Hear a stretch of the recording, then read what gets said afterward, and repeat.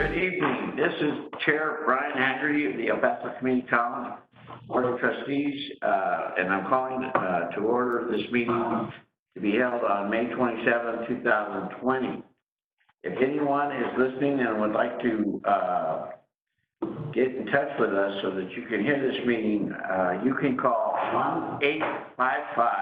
1-855-797-9485 and enter the access code 923-598-778 to access the call. And you can also go to youtube.com/GoEPCC. Any member of the public wishing to make a comment or a question regarding the agenda item can email the comments or questions to the following email: boardquestions@epcc.edu. All backup and related materials for the meeting can be accessed through the following links: epcc.edu/administration/board of trustees. And before I call the board meeting to start, I'd like to take and ask everyone for a moment of silence. One of our board members, Ms. Bonnie Nahara, lost her mother this past Friday to the coronavirus. So I'm asking for 1 minute of silence.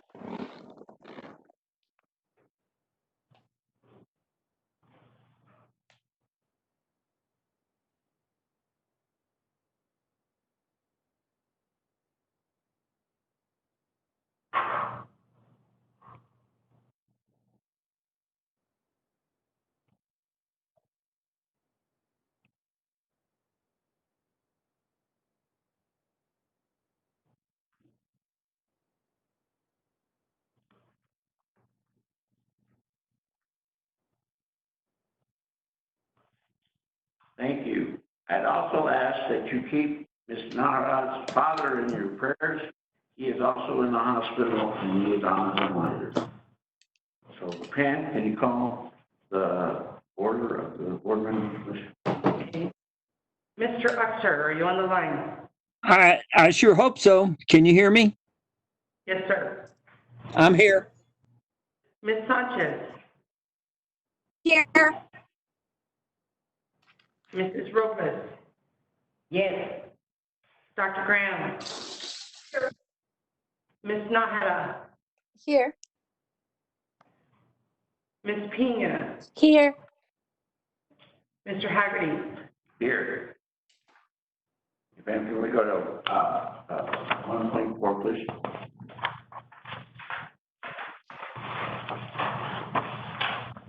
Item 1.4, approval of minutes, January 29th, budget workshop, February 26th, facilities finance committee, March 27th, special. Move to approve. Second. This is Carmen. Any discussion? Call the question. Mr. Uxer? Aye. Ms. Sanchez? Aye. Mrs. Robles? Aye. Dr. Graham? Aye. Ms. Nahara? Aye. Ms. Pena? Aye. Mr. Haggerty? Aye. I'd like to welcome everyone to our meeting this evening. Do you have anything for open forum? I have not received anything for open forum. Okay. Can we read 1.7? We got any presentation? 1.7, presentations by individuals, groups, and organizations.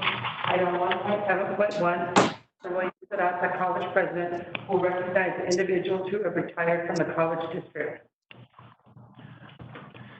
Chair Haggerty and members of the board, we have 3 individuals that we will be recognizing this afternoon that are retiring from the college. Ms. Portia Gaither lived and worked in El Paso for the last 30 years.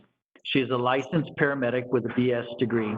Ms. Gaither worked for the ambulance contractor at William Beaumont Army Medical Center for 20 years, where she was the ambulance director. She managed all emergency and transfer operations for Fort Bliss, William Beaumont, McGregor Base, and White Sands. Upon leaving that employment, she came to El Paso Community College. For the last 10 years, she worked at the college as a full-time lecturer in the EMSP program. During her time in the program, she was involved in teaching several courses within the program, including EMT courses and all the different paramedic courses, both on routine campus courses as well as on several accelerated paramedic courses for the Army and the fire department. She also actively participated in clinical assignments and special projects to improve course delivery. In addition to her teaching duties, she served as the hospital clinical coordinator for the program for 2 years. Your hard work and commitment have greatly benefited our college, our program, and many individual students. You have been an integral part of the MSP program, and with your assistance, the MSP program accomplished many of its program goals. Your consummate dedication to your students is highly praised by your superiors, peers, and students. Everyone could always count on your professional, knowledgeable, and friendly approach to the many educational challenges that are encountered in our field. Congratulations, Ms. Gaither. We will miss you. Officer Roy Padilla was born in El Paso, Texas, and raised in Tacoma, North Dakota. Officer Padilla graduated from Tacoma High School in 1975. After graduation, Officer Padilla joined the United States Army, where he did his military tour of duty in Korea for 6 years. Officer Padilla then met and married his lovely wife, Maria Padilla, and has been married for 40 wonderful years and has 4 children and 1 grandchild. Officer Padilla began his law enforcement career with the Tarrant County Hospital District Police Department in April 1994, where he worked as a police officer and chaplain assistant for 6 years and 1 year as a telecommunications operator. Officer Padilla then followed his police work into the Tarrant County College District Police Department, where he worked as a patrol officer for almost 4 years. Lastly, Officer Padilla joined the El Paso Community College Police Department family in 2005 as a campus police officer. While at El Paso Community College, Officer Padilla was assigned to patrol the Valle Verde campus and was involved with the Crime Stoppers program. Officer Padilla's primary duties were to enforce the law on the campuses and preserve the peace. He also assisted many students and staff in a wide range of police services, including calls for emergencies, accidents, and injuries. He has created an excellent rapport with the El Paso Community College faculty and staff. Officer Padilla will be retiring from the El Paso Community College with 15 years of service to the college. Through his experience and knowledge, he has brought excellent recognition and respect to our department. Officer Padilla goes beyond his call of duty to assist other officers as well as anyone else in this community. Officer Padilla will be missed as he bids farewell to his police and college family, and we wish him the best of luck in his retirement. Congratulations, Officer Padilla. And finally, Rosa Lozano. It is with great honor to recognize Mrs. Rosa Lozano for her 36 years of service to El Paso Community College. In 1981, Mrs. Lozano began her remarkable journey as a financial aid work study at EPCC. Eager about expanding her career, in September of 1984, she transitioned to a full-time employee for the financial aid office. After 2 years of extraordinary services, Mrs. Lozano left EPCC. During those years, she realized a part of her was missing. Mrs. Lozano knew she needed to continue making a difference in students' lives. In 1990, she had the opportunity to return as a part-time financial aid clerk. Throughout the years, Mrs. Lozano progressed to different positions and duties within the financial aid office. Mrs. Lozano has many attributes. She is very resourceful and goes over and above what is required of her duties, able to resolve problems and issues affecting students and families in the process of acquiring financial aid. This accelerated her career to become a financial aid specialist, a position she is proud to hold to this day. Frequently, she mentions that her commitment to serve students and families is one of her most significant accomplishments, with the rewarding experience of working at EPCC. She is one proud financial aid employee that has worked district-wide in the financial aid office at every campus. On many occasions, the Rio Grande students come back looking for her because of the humble and outstanding service that she provides. With over 36 years of financial aid knowledge, she has had the capability and experience to keep up with the yearly changing regulations from the U.S. Department of Education. This has proven her work ethic to be outstanding, and she always made customer service her #1 priority. Mrs. Lozano represented EPCC and the community through her quality of work and total commitment to student success. Upon her retirement, Mrs. Lozano plans on spending time with her family and doing what she loves the best, traveling. With most sincere gratitude, we thank Mrs. Lozano for her honesty and hard work and devotion to the financial aid office and the students that she served. The financial aid office wishes her the best in her retirement and in the next chapter of her life. Congratulations on 36 years of service to El Paso Community College, Mrs. Rosa Lozano.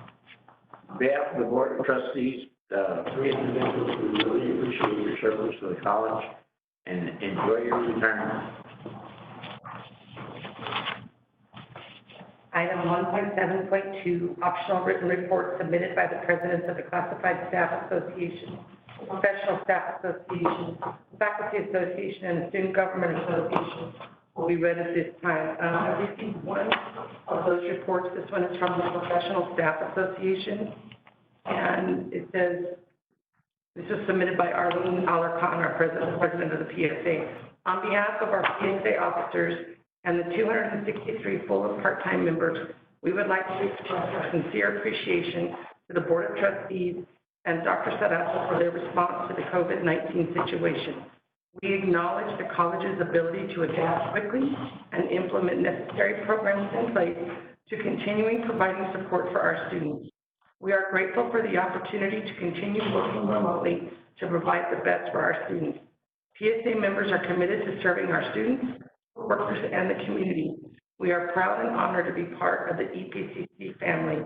Thank you for taking the lead in the response and keeping us informed of ongoing processes and updates.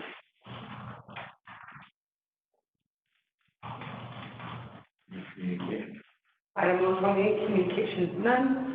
Item 1.9, Board of Trustee business. Item 1.9.1, discuss and take possible action and in case entitled Martha King Williams versus El Paso County Community College District and Hector Ariola in a 448th Judicial District Court of El Paso County, Texas, cause number 2018-DCV217.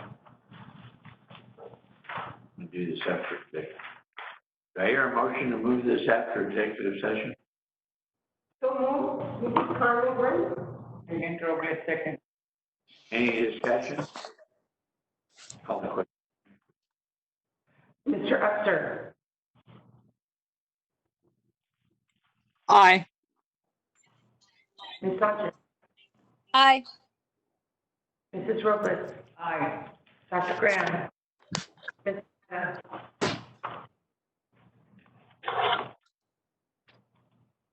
Ms. Naheda. Aye. Ms. Pina. Aye. Mr. Haggerty. Aye. Item 1.9.2, discuss and take possible action regarding the proposed contract termination and paid suspension of Officer Brandon LaPointe, EPCC Police Department. I hear a motion to postpone until after executive session. So moved, Mrs. Carmen Brent. Second, Pedro. Any discussion? Call the question. Mr. Upster. Aye. Ms. Sanchez. Aye. Mrs. Robles. Aye. Dr. Graham. Aye. Ms. Pina. Aye. Mr. Haggerty. Aye. Item 1.93, discussion and action to extend the duration of the resolution of the Board of Trustees dated March 27, 2020, delegating certain emergency powers to Dr. William Sarasa, College President, regarding COVID-19. Motion to approve. Second motion, Robert. Thanks. Bye, Erica. Thank you. Are we having discussion on this item? This is Well, Christina. we will in a minute. I just have to clear the question, Ms. Sanchez. Dr. Graham, are you making a motion to discuss it, or are you making a motion to extend it?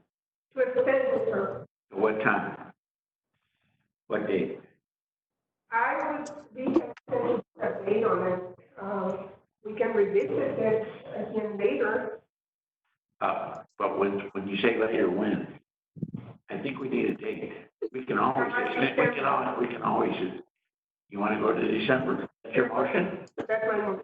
Okay, the motion's been amended to extend this resolution until December of 2020. Seconded by you, Ms. Robles? Yes. Okay, any discussion? Hi, yeah, this is Christina. I have discussion.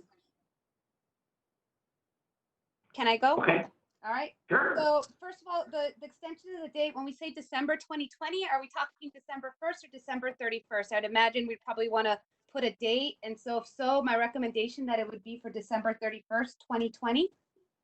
Correct. Okay. And then secondly, if we can just provide for the benefit of the public, I'm happy to start it off with the purpose of this resolution was for those individuals that were joining us. And so back when the unfortunately, the pandemic had started, what this was to put in place and to put in the ability for the president of the college, who was on the ground there, to act and to mobilize any resources or services that he deemed was appropriate as a result of the emergency. And so when the resolution was put together, it was very much in line and very much mirroring the efforts that were being made at the state level by the governor, at the time also at the national level by the president, and then of course locally by the city and both the county. And so because we are still under this state of emergency, I believe, one, because the governor has not rescinded his orders or his declaration, and two, because both the city and the county are still under these orders, it necessitates this acknowledgement and this effort so that college president can go ahead and mobilize whatever resources he needs to be. And so one of those was working with community members. Others was ensuring and looking at any employee situations that needed to be addressed immediately. And we are still having those discussions. And so that was part of that authorization. And also in the event of any immediate emergency, to move forward in procuring items, not only PPE, but anything else that would necessitate a response, an immediate response for members of our community, of our community college family, both the faculty, staff, admin, and of course the students. We would expect, I would imagine, that those items would change and will continue to change as we move forward and along and making decisions on campus openings, campus closures, any other safety precautions, depending on what decision that the board makes. I would add that in line with this item, we did extend it for today, and I have no issue in terms of extending it to the 31st. I think that's prudent, and we can always bring it back to rescind if necessary. But I would ask that we need to be mindful as well as to ensure that we do put a standing item, which we have for today, for the college president to give an update to the board every month on any COVID-related matters. As I would also post that as an action item, not just as a presentation, in case there's further action that needs to be discussed, to include perhaps pulling back some of that authority that's in that resolution. Again, if the time comes that we can do so. So those were just my comments on that. There's nothing that's been changed on that resolution, and we do expect, and we have expected and have received update information as we move forward with the process. So those are just my comments. I don't know if Dr. Serrata wants to add anything else as it relates to any of those actions that have been taken under the resolution, or if the board has any other concerns or issues in terms of the resolution itself that they would like to address. I'm done with my comments. Thank you, Ms. That was good that you gave a real good calculation of resolution itself, but it does also timely and reasonable information to be presented to the board with regards to decisions made. So it's in there, but I do agree with you that, we can put it as a standing action item just to get a report every month if necessary. Any other discussion on adding, Dr.? Thank you, Ms. Sanchez, members of the board. This was to bring it back to the board in light of the fact that it was expiring today. The situation, unfortunately, in our community, the number of cases continue to rise. Unfortunately, the number of fatalities has also increased. And this is merely to bring to the board for consideration. We certainly appreciate the board's confidence. We will continue to inform the board on a regular basis of any items. We are continuing with our board meetings. Those have been scheduled. We're adding budget workshops on these board meetings and special meetings in light of needing to inform the board of the financial situation and provide scenarios to the board for consideration as we move forward. We will continue to brief the board expeditiously on any actions that we take, but we certainly appreciate the board moving this forward with the motion and the second to continue to allow us, should an emergency rise or should we have to move forward on purchasing an item that may exceed the $50,000 barrier, whether that be technology as we prepare for the fall semester, as we utilize the CARES Act funding that we have received to ensure that we have the infrastructure, should we remain and should the board determine that it is in best interest of the institution to remain in a primarily virtual or online format. I know that we will have part of those discussions today, and we will continue those discussions into next month. But we appreciate the confidence, and we will ensure that we report back to the board regularly. Any other discussion? I just have a question. I was under the impression that items such as 5.4 would be covered under the resolution so that they could be acted on when needed. Is there a reason why this wasn't department?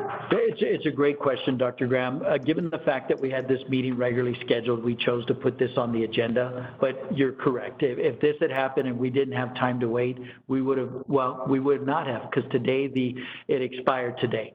So that's why now that we have this authorization, or once the board votes to provide this authorization, we would have moved forward without board authorization and informed the board of that purchase.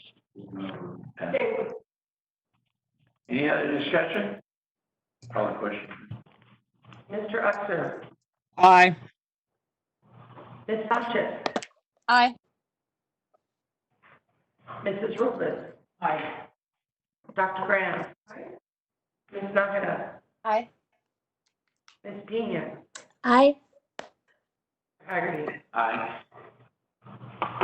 Item 1.10 board reports, item 1.10.10 report, March 31st, 2020, April 30th, 2020. No action is necessary. Item 1.10.2 president's report.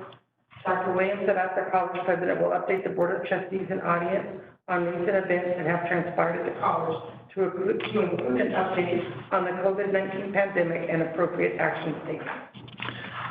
Chair Haggerty and members of the board, I think the most important update, and I do have a lengthy report, so I apologize for the length of the report, and we will send it electronically to the board as well. While our physical campuses may be closed to the public, we are not closed. The college continues and has continued since March 13th. The Friday before spring break, the actions began to ensure that we were ready to go virtually for the spring semester, which has now ended. The summer semester began yesterday. The first summer session began yesterday, and activities at the institution continue to move forward. Cannot thank the faculty, staff, and administrators enough for the great work that they have done, and acknowledge the perseverance and resilience of our students. They have been the heroes in this work. They have continued and moved forward. They have adapted, and they have shown their courage to move forward. Much as the normalcy of a workday, since our last board meeting, our last regular board meeting, I have participated in over 110 virtual meetings since the last board meeting. We hosted a virtual town hall on May the 13th from 3 to 5. At the peak, we had 644 attendees attending that virtual town hall. I have participated in 5 American Association of Community College and Association of Community College Trustee executive board meetings. The Texas Association of Community Colleges has stepped up under Jacob Freida's leadership, as well as the executive committee of TAC, to ensure that we are moving forward. We have held 13 COVID-19 meetings, 3 legislative committee meetings during which we finalized our legislative agenda. I have the privilege of serving as the chair of the legislative committee. We've held 3 campus. We formed a subgroup that Dr. Millicent Valek, the president of Brazosport College, chairs, which is a campus restart meeting. I serve in that work group. Those work groups continue to exchange plans, exchange actions taken, ensure to move forward with reopening our respective campuses as health conditions allow and as guidelines in our respective communities allow. We've held 2 CEO, CFO meetings, given the fact that the budget will be impacted tremendously by this pandemic, each of us meeting with our respective CFOs in group. And so Ms. Shaughnessy has joined me for those calls. And in addition, under the leadership of Chancellor Joe May from the Dallas Community College District, the 50 community colleges are participating and are proposing to the governor a 300,000 jobs in 300 days proposal. This would focus on short-term training to get individuals with credentials, micro-credentials, to be able to go into living wage jobs. We are asking and proposing to the governor, with the assistance of the Commissioner of Higher Education, a portion of the governor's CARES Act funding. The governor received over $300 million in funding. We are asking for a portion of that to launch this 300,000 jobs in 300 days. We've held 4 of those subcommittee workshops that I have participated in. In addition, the college cabinet continues to meet regularly. We have held 10 cabinet meetings since our last board meeting, in which we continue to move forward and ensure that each of our respective areas are moving in a direction that continues to facilitate student success, continues to meet the needs of our students, continues to talk and discuss different options that have come up or different issues that have come up. We include Dr. Peña from Human Resources in these meetings regularly, Mr. Padilla, who is our coordinator and our representative with the county on the health department and emergency response. All of these continue to move forward so that we continue to serve the students and serve them well. We held a joint meeting with UTEP, a Zoom, or actually it was a Microsoft Teams meeting with El Paso Community College and UTEP for our Executive Articulation Council meeting. During that meeting, Dr. David Troutman, who is an Associate Vice Chancellor for UT Systems, reported on transfer work throughout the state, and specifically transfer work from El Paso Community College to UTEP. I'm happy to report that EPCC leads the state in the number of transfer students, that obviously the number as a whole, we lead the state, and obviously we lead with the number of students that transfer to UTEP. What we were most proud to see in Dr. Troutman's extensive work is that the #1 indicator of graduating from UTEP was that those students transfer to UTEP with junior status, meaning that all of their hours not only transferred, but applied towards their degree. That actually had a higher statistically significant impact on graduation than even GPA, which normally in higher ed, nothing outperforms GPA in ensuring student success, but transferring as a junior into UTEP did. So we held a very productive meeting last week, and we continue to move forward in our important relationship with UTEP. We have held 5 transfer work group meetings. The Texas Higher Education Coordinating Board appointed 10 members, 5 university members and 5 community college members. Commissioner Keller appointed 5, each of those 10 respective members. I was happy that the commissioner appointed me to serve and represent El Paso Community College on the transfer work group meetings. This is an aggressive timeline that will move forward with recommendations to the Texas Higher Education Coordinating Board by July, for action in October before the legislative session. I also participated in 2 El Paso Rebuilding Our Economy Task Force that is chaired by Mr. Francis, and both Mayor Margot and County Judge Samaniego participate on, for us to be able to move forward in a concerted effort to ensure that we all are moving forward in reopening safely our economy. Earlier this month, El Paso Community College announced financial relief to students whose education has been impacted by COVID-19. The college is among many Texas colleges that are receiving a portion of funding for the CARES Act passed by Congress last month. Under the Act, nearly $14 billion was allocated to institutions of higher education. As directed by the U.S. Department of Education, part of that funding will be available directly to students who college officials say have been financially affected due to COVID-19 pandemic. Kudos to Dr. Gonzalez, Ms. Ines Lopez, and the financial aid. To Dr. Dolores Gross and the Foundation for EPCC, Bob Elliott and Grants Management Office, and Mr. Flores and the finance team, and others who played a collaborative role in submitting EPCC's application and ensuring that we were able to start issuing funds to students as quickly as possible. I have indicated and let this board know that within the first 2 days of having that application up, just under $2 million was awarded to students for the spring semester. To date, we have awarded over $2.5 million to students for the spring semester. And additionally, we have approaching almost $500,000 awarded to students enrolled for the summer. We will continue to provide updates to the board and continue to advertise those resources that are available to students that are now enrolled for the summer as well as for the fall. In addition to the CARES Act support, the Foundation for EPCC created the Stay Strong Student Emergency Fund to help students with emergency needs like food insecurity. Donors can support the fund at goepcc.edu/give-now and select the Stay Strong Fund.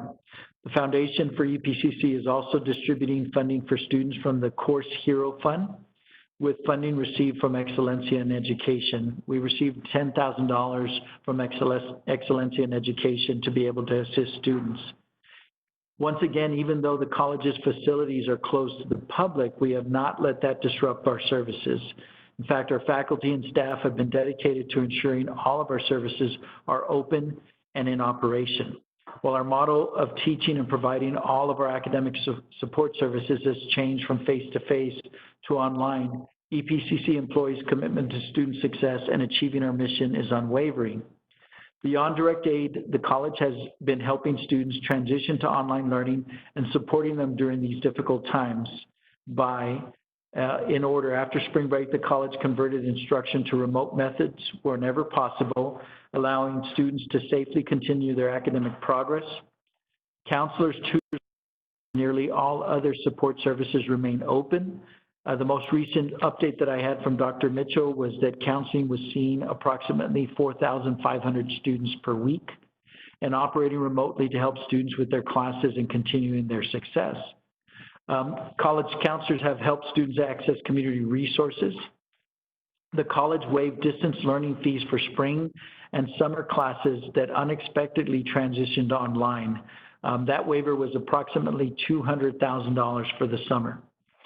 Student workers paid through the college work-study program continue to receive their wages as scheduled, even though they were unable to work. We cleared that through the Department of Education, given the fact that this board allowed us to continue paying our part-time employees during that transition period, those couple of weeks before we were able to bring up our part-timers and have them assist students. So doing that allowed us to continue to pay those work-study students. We established a CARES and Action network of student and employees volunteering to help fellow students and the community. Examples of efforts include the production of sewn or 3D printed face masks for first responders and the Chef Share initiative created by our culinary faculty in partnership with the Tejano Food Pantry. I'm sure some of you may have seen last night, KVIA, Stephanie Vaya did a story on the Chef Shares and the fact that we were able to bring students back starting last week, again, adhering to safety and CDC guidelines, ensuring that everyone has PPE, but to allow those students to continue and to complete their spring semester courses.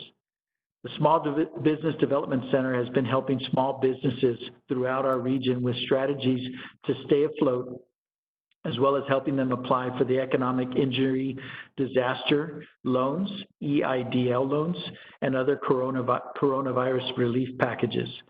In addition to successfully transitioning nearly all courses and support services from tutoring to library services to testing and registration, EPCC has had an ongoing engagement activities for students. We recognize that students engaged and ensuring they feel connected is important to retaining these students. If we retain our students, our enrollment is boosted and students are more likely to finish their degrees. Besides classes and academic support, departments district-wide have organized virtual activities for students. While I can't name them all, I do want to share some examples. The Student Government and Campus Life has offered robust interactive programming for students, including EPCC Trivia, Web and Learn for veterans, video gameplay, EPCC's Got Talent, and even made the annual Kitty Corner a virtual experience, not only for students, but for their families as well. In celebration of National Library Week, the EPCC librarians hosted Fun from Home Week with a variety of social media contests and activities. Not only were students able to interact, they also had opportunities to learn more about the many services still available to them at our libraries. In addition to these college-wide sponsored activities, External Relations, Communications, and Development has multiple marketing campaigns to address student engagement and retention. In addition, a significant amount of marketing and promotion took place during April to raise awareness about EPCC during Community College Month.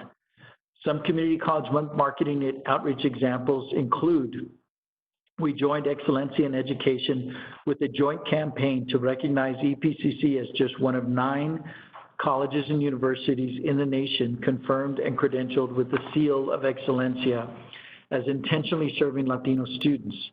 This is an important distinction and differentiator. EPCC was highlighted locally, regionally, and nationally for earning the seal because we have leadership that is committed, we have programs that support, and we have a proven track record of demonstrated success in retention and completion for Latino students. This is a testament to our efforts of intentionally serving this segment of the student population. EPCC letters were lit up on the side of the Wells Fargo building. I know Ms. Sanchez sent me a picture that she was able to see from her home of EPCC lit up on the Wells Fargo building. Highlighting the impact of EPCC on our community with the EPCC Graduates Fight COVID-19 in our community and Not All Heroes Wear Capes campaign featured EPCC health graduates of our health occupations program. This campaign was designed to motivate current students as well as promote registration in health and other programs at the college. EPCC marketing has also developed a retention campaign to go with messages like "Stay strong," "EPCC cares about you," and "You got this," featuring pictures of employees, student government, and other campus leaders holding a message of encouragement and support for our students. The marketing team has been encouraging students on social media with a variety of content from videos to interactive postings, which have been more highly trafficked during the remote transition. From the period of March 15th through May 21st, social media, including Facebook, has seen a 92% increase in usage. Some posts had 3,000 average views, some as high as 8,000. We have an average 90,000 tweet impressions each month, and Instagram has also seen similar increases and visibility. The EPCC Cares marketing campaign highlights the many ways college faculty, staff, and students are giving back to our community. Examples of this include the previously mentioned Chef Share, our 3D mask printing started by Professor Fan Chen, and sewn masks led by Professor Manuela Gomez and students in the philosophy department, along with many other initiatives. Many of these stories have been featured in local and even national media. The goal of this campaign is to inform stakeholders about the ongoing relevance of community colleges to the vitality of our region. External Relations and Marketing has also embarked on an aggressive public relations campaign to ensure the college remains visible in the community despite not having the majority of our students on campus. Since March 15th, EPCC has had nearly 150 news mentions in print, radio, television, and online in both English and Spanish media. The college has been featured nationally in USA Today, Food and Beverage magazine, and has even had an inquiry based on a story we pitched from PBS NewsHour.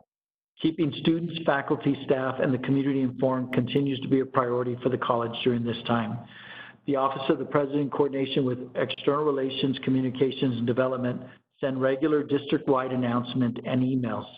The External Relations and Web team have developed a comprehensive COVID-19 resource site where the IT department has created a detailed remote toolkit to ensure information is regularly updated and available. On May 13th, again, I held the first ever virtual President's Town Hall, followed by a conversation with Cabinet that addressed questions that had been submitted by our employees. I will end by saying that the majority of those questions had to do with the safety and security of our faculty, staff, and students. Anxiety and fear remains high given the increased number of cases that we have seen in our community, and unfortunately the increased number of fatalities as well. But I would be remiss if I didn't emphasize and thank the full faculty, staff, and administration for the great work that they have done during these 2 months of transition to ensure that our students not only continue to be engaged, but excel in their academic progress and in their academic journeys. We certified, or we've had over 1,930 graduates that we printed in online so that they knew that we acknowledged their achievement. And we continue to move forward, Chair Haggerty and members of the board. I'm happy to answer any questions.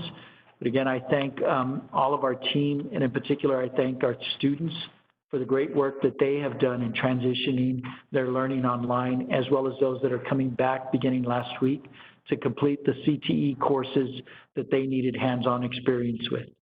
Thank you, Chair. You mentioned, Dr. Sarver, that our enrollment for the summer was up 4%. That is correct. As of this morning, enrollment for summer, and again, I give full credit to all of our faculty and staff. We transitioned many staff members who could not do their jobs virtually into a calling campaign to reach out to students. Ms. Sana from our office is coordinating that. Dr. Gonzalez and his team from Student and Enrollment Services are leading that, but we transitioned many staff members that couldn't do their jobs virtually into transitioning to, for the calling campaign. At one point, our enrollment was down 30% for summer. We are now, as of this morning, up 4% for summer, and we will continue that calling campaign as we transition to the fall. Currently, fall is still down, but we have cut that in half compared to when we first started the calling campaign. So kudos to our team for the great work that they have done in ensuring that we transition. The decision to make on April 6th to convert summer into an online format was helpful as well. We are seeing, with the exception of those CTE courses, that we will bring onto campus with their respective faculty, again acknowledging and adhering to the CDC guidelines, utilizing PPE, disinfecting, hand sanitizer, cleaning all equipment between students' use as well. Dr. Serrato, I have a question on the summer enrollment. That's great news that we've made advances on the number enrolled. Do you have a breakdown between the dual credit and non-dual credit? I do, Dr. Graham. And so I'm bringing up that report on my iPad now as we speak. Well, my other question while you pull it up is I'm interested in knowing if there's been any progress made or any thought given to possible graduation in the future. I know that right now it's not really possible, but have you all discussed it? We have extensively, Dr. M. We continue. That's one of the items that at our cabinet meetings that we have discussed. So I know that our sister university, UTEP, has now indicated that they will hold their graduation ceremonies in September at the Sun Bowl. And so right now the governor has not changed his order. We are not allowed to have indoor commencement ceremonies. I know that Socorro Independent School District has chosen to hold it at the SAC as well. We postponed, we did not cancel our commencement ceremonies that were scheduled for May 15th. We postponed those. We currently have a tentative date in August, but that tentative date is still an indoor facility. So we will continue to explore options for a commencement, Dr. Graham. We feel it's a rite of passage for these students that work so hard, many of who are first generation, that we have something. I'm not opposed to a virtual, but I know that for many of these families that they're the first in their families. And so we will continue to monitor and continue to explore opportunities to have that commencement ceremony for our students in the future. Dr. Serrata, this is John Uxer. Yes, sir, Mr. Uxer. Question, you mentioned that we were up 3 or 4% for the summer, and then you gave a qualitative answer for cutting in half for the fall. Can you put some numbers to that, please? Yes, sir. Yes, sir. So when we first started to monitor daily enrollment, which was shortly after enrollment began for the fall, we began that in April. At one point, we were down 76% day-to-day comparison for the fall. As of this morning, Mr. Uxer, we are down 38% day-to-day. And we have focused on summer. Obviously working on summer, which again, I indicated is up 410 students or 4% compared to last year. Continuing with Dr. Graham's question, dual credit is up 171 students or 22%. Early college high schools are up 358 or 19% for the summer. We focused on this again. The calling campaign worked diligently on ensuring this. Not only on ensuring that students register, but then on ensuring that they had the aid or payment plans available for them to move forward with that. We continue to see this, even continuing students is up 3%. Dual credit as a whole is up 21%. Early college high school, as I indicated. Even first time in college students, which was down significantly, is up 17% for the summer. So we will turn now our attention. We will continue to work on summer too, Mr. Uxer, but we will turn our attention specifically to the fall and encouraging students. And as we do that calling campaign, reaching out to them and ensuring that they understand that the college is continuing courses. Academic enrollment for summer is up 7%. Technical enrollment for summer is up 9%.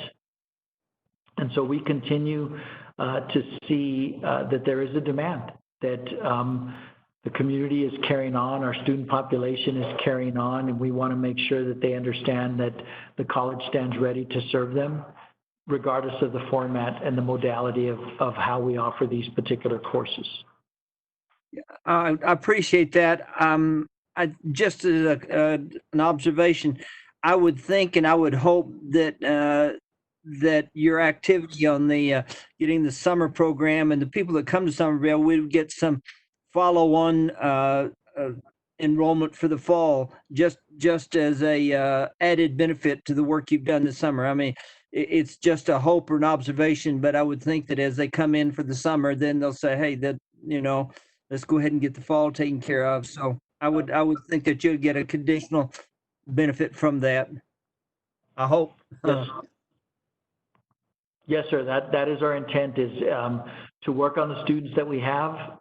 So those students that are enrolled in the summer, that we will focus on them enrolling for the fall if they're not completing their studies with us this summer. And then the calling campaign then looks back to students that were enrolled with the spring, Mr. Uxer, that have not yet registered for the fall. We follow up with them. We have a series of lists that we go through, that Dr. Gonzalez and his team go through, including students that qualify for Pell Grants that have not yet enrolled. So we reach out to each of those respective students' segments to encourage them to enroll and to complete their studies. We feel that higher education will be even more important as we transition out of this recession. There are over 2 million Texans that are now unemployed. At the national level, unemployment is expected to surpass 20% this month, or at the end of this month, and potentially could go higher. In Texas, I know the unemployment rate is now over 12%, which is the highest that it has been in the recent history, even higher than it was during the Great Recession, and that began in 2008 and impacted Texas in 2011. We know that of those 12 million new jobs that were created since 2008, over 99% went to individuals with degrees and certificates. We know that higher education will be even more important, and so we stand ready to serve those students. I think you've done good. We're trying, sir. Any other questions for Dr. Strode? Thank you, Dr. Strode. Item 1.11, consent docket. Note this includes item 8.1. Move to approve. Second. Any discussion? Call the question. Mr. Usser. Aye. Ms. Sanchez. Ms. Sanchez. Aye. Mrs. Lopez. Aye. Dr. Graham. Aye. Ms. Nahara. Ms. Nahara.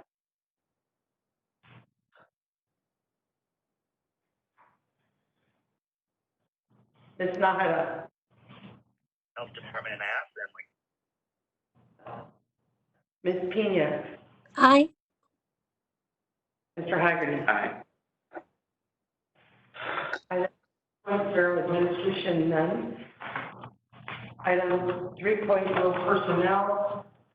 Item 3.1, discussion and action to approve full-time staff and faculty recruited in positions funded by the institutional budget. There are none.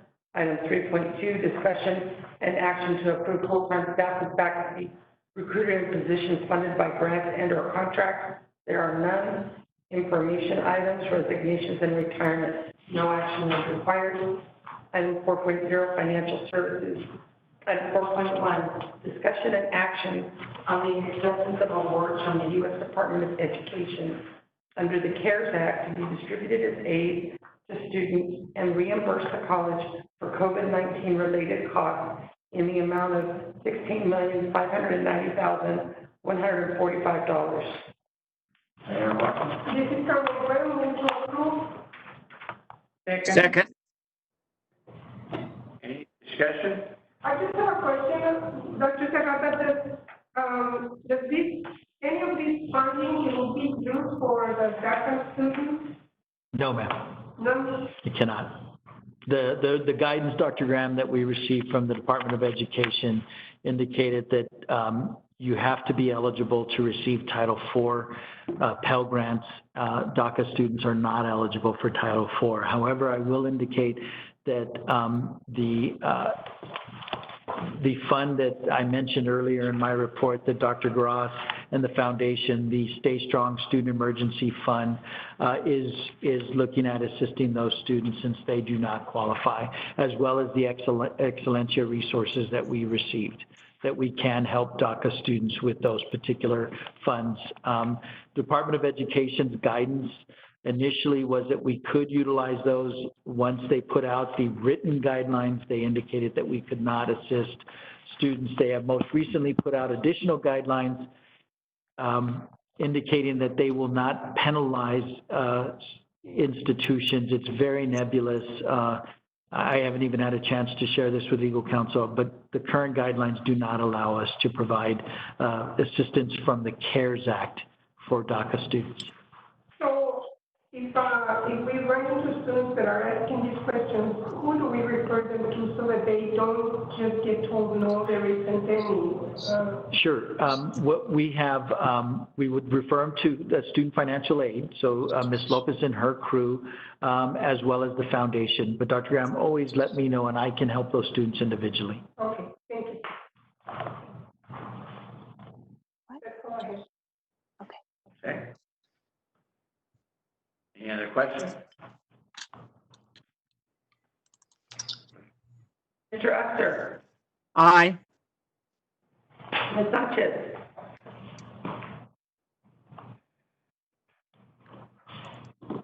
Ms. Sanchez.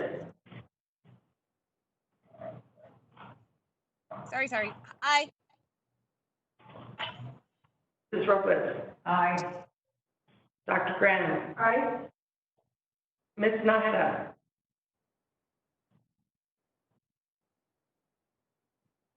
Ms. Nahara.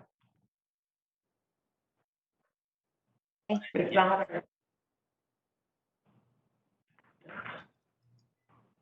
Ms. Pena. Aye. Mr. Haggerty. Aye. Item 5.1, discussion and action to approve contracts to be issued on an as-need basis to AO General Contractor Incorporated and Mirador Enterprises Incorporated in an amount not to exceed $200,000 per vendor. I wasn't, this is Carmen Graham, I wasn't quite sure as to the connection with YISD. If I could have a little bit of clarity, I'm not against it, I just didn't quite understand how it was working together.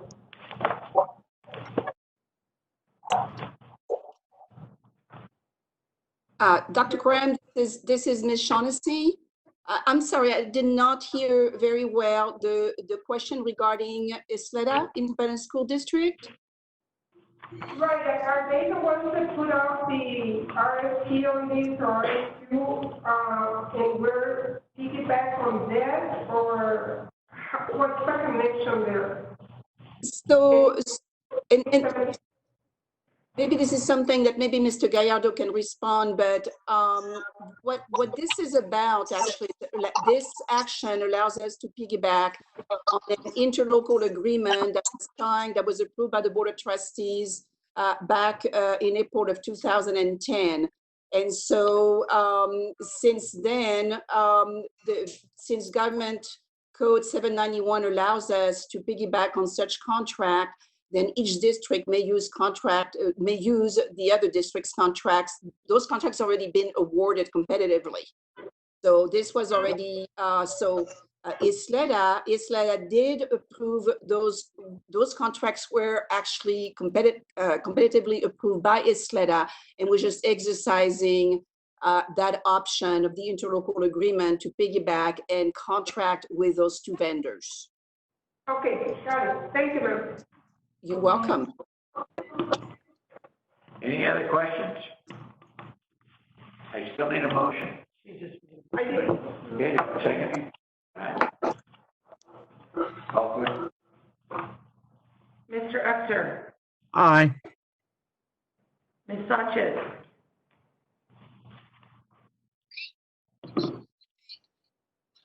Ms. Sanchez. Aye. Mrs. Robles. Aye. Dr. Graham. Aye. Ms. Nájera. Aye. Ms. Pena. Aye. Mr. Haggerty. Aye. Item 5.2, discussion and action on the approval of an increase to the board-approved contract limit with LVR Commercial Flooring in an additional amount not to exceed $150. Move to approve 5.2 and 5.3. This is Carmen Graham. This is Von Nájera, second.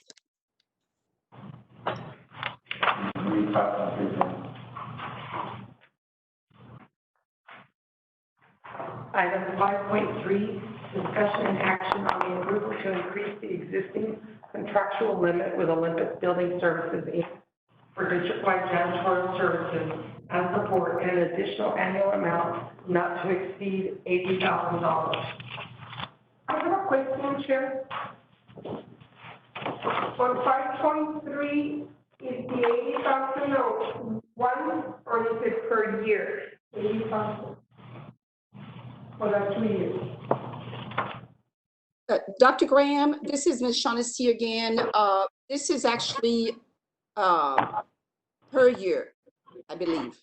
The contract with Olympus is, even though it is a longer term contract, this amount is for an annual amount. So the extra amount would be $80,000. And maybe, hopefully I did not misspeak. Thank you, ma'am. Any other discussion? Call the question. Mr. Epster, Aye. Ms. Sanchez, Aye. Mrs. Robles. Aye. Dr. Graham. Aye. Ms. Nájera. Aye. Ms. Pena. Aye. Mr. Haggerty. Item 5.4, discussion and action on the approval to increase the existing limit on expenditures with Home Depot for district-wide purchases in an additional amount not to exceed $25,000. Move to approve. Mrs. Carly Williams. Second. Any discussion? Call the question, Pam. Mr. Utter, Aye.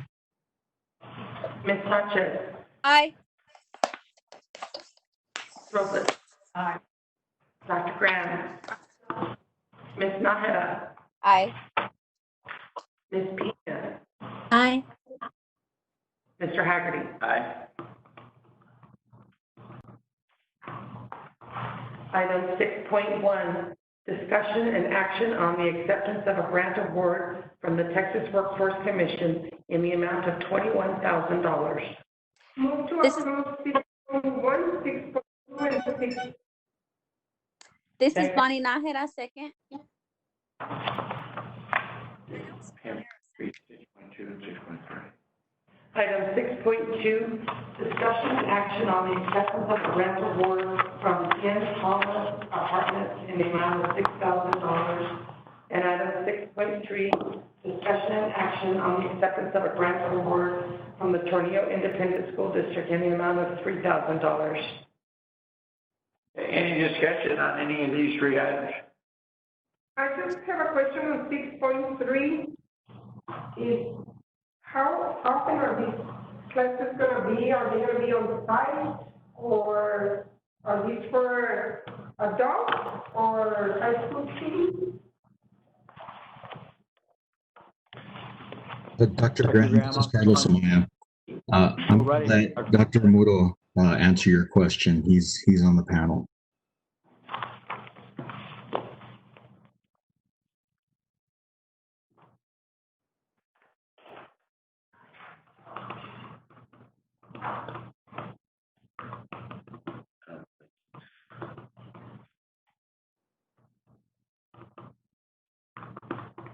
Dr. Muro, are you on the panel? Oh, there we go. Can you hear me now? Yes. Okay, I'm sorry, members of the board, Dr. Serrata, this is Andres Muro again.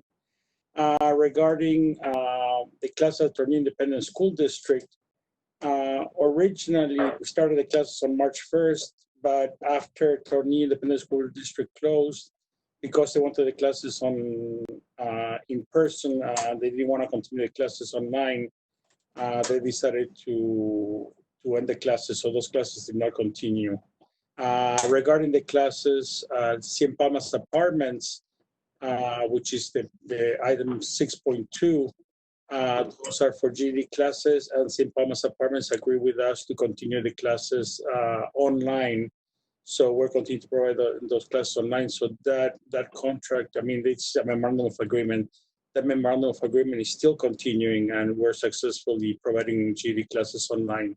But unfortunately, the Tornillo classes, because they want them in person, and we're not allowed to offer them in person, the district had closed, and we did not continue the Tornillo classes. So were their funds returned, or they had not paid for them? I believe they had not paid for them, but we instructed the budget office to return funds if they pay for it. But I believe they have not paid for those classes yet. They have not been billed for their classes yet. But they will get refunded the full amount. We will absorb the 2 weeks of instruction that we provided. Thank you. You're welcome. Any other questions? Call the question. Mr. Utter, Aye. Ms. Sanchez, Aye. Mrs. Robles. Aye. Dr. Graham. Aye. Ms. Nahara, Aye. Ms. Pina, Aye. Mr. Haggerty. Aye. Now we're going to go into executive session. And we'll call that session in 10 more minutes. We'll take a 10-minute break. Go ahead, Ben. The Board of Trustees may conduct an executive closed session Chapter 551 of the Texas Government Code for one or more of the following reasons: consultation with its attorney to seek or receive legal advice, or consultation regarding pending or contemplated litigation or for any purpose authorized by law, discussion about the value or transfer of real property, discussion about a prospective gift or donation, consideration of specific personnel matters, discussion about security personnel or devices, or discussion of certain economic development matters. The board may also announce that it will go into executive session on any item listed on the agenda if the subject matter is permitted for a closed session by provisions of Chapter 551 of the Texas Government Code. Any vote regarding these items shall be taken in open session. Discuss pending litigation in the case entitled Martha Quinones versus El Paso County Community College District and Hector Ariola in the 448th Judicial District Court of El Paso County, Texas. Cause number 2018 DCV 217 pursuant to section 551 of the Texas Government Code. Discuss pending litigation in the case entitled Joseph Barragan versus El Paso County Community College District in the 168th Judicial District Court of El Paso County, Texas, cause number 2020 DCV 1141 pursuant to section 551.071 of the Texas Government Code. Discuss pending litigation in the case entitled David Leslie versus El Paso County Community College District in the County Court at Law number 6, El Paso County, Texas, cause number 2020 DCV 1107 pursuant to section 551.071 of the Texas Government Code. Discuss pending litigation in the case entitled Victor Perez versus El Paso County Community College District in the 168th Judicial District Court of El Paso County, Texas, cause number 2020 DCV 1105 pursuant to section 551.071 of the Texas Government Code. Discuss proposed contract termination and paid suspension of Officer Brandon LaPointe, employee in EPCC Police Department, pursuant to section 551.074 of the Texas Government Code. Discuss proposed policies and procedures related to possible reduction in force, pursuant to section 551.071 of the Texas Government Code. Discussion regarding effective reopening college in light of local, state, and/or national orders, guidelines, and laws related to COVID-19 pursuant to section 551.071 of the Texas Government Code. The time is 5:07. The Board of Trustees will now go into executive session.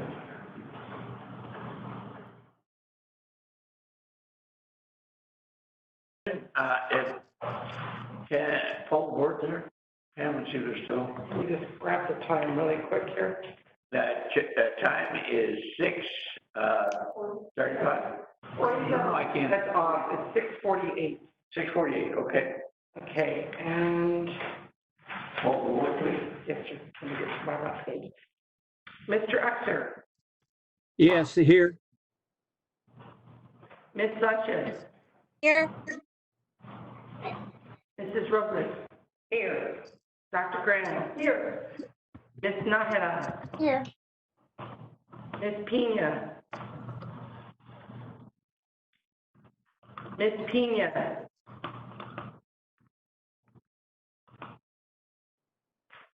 Ms. Pena. Mr. Haggerty. Here. Okay. Ms. Okay, Pena. can you go back and visit 1.911? Item 1.9.1, discuss and take possible action in the case entitled Martha Quinones versus El Paso County Community College District and Hector Ariola in the 448th Judicial District Court of El Paso County, Texas, cause number 2018 DCV 217. I have a motion? No action on this item? Okay. We don't have to take a vote, correct? No action. All right, can you go back to 1.9.2? Item 1.9.2, discuss and take possible action regarding the proposed contract termination and paid suspension of Officer Brandon LaPointe, EPCC Police Department. Have a motion? I believe there's no action on this item as well. Okay. I think that takes care of the board meeting for the items. I want the public to know that we are going to have a special board meeting on June the 11th at 4 p.m. And our regularly scheduled board meeting is for June 24th at 4 p.m. I have a motion for adjournment. So moved, Mrs. Conover. Second the motion, Mr. Androcas. All in favor, say aye. Aye. All right. Be safe. Thank you all for your attention. Appreciate it. And see you on the 11th.